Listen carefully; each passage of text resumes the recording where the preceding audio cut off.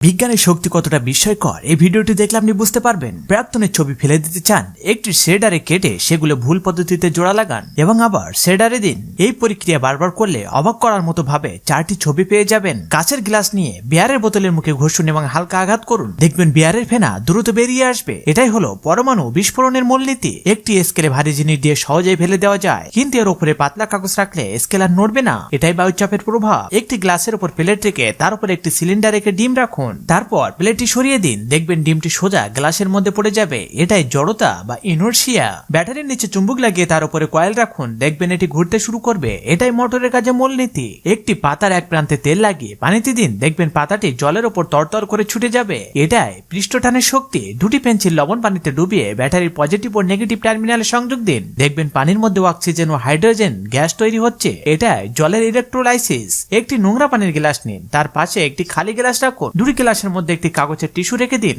ধীরে ধীরে নোংরা পানি পরিষ্কার হয়ে খালি গ্লাস জমা হবে। এটাই ক্যাপিলারি অ্যাকশন। এখন কিছু লাইক সাবস্ক্রাইব পাওয়া যাবে কি?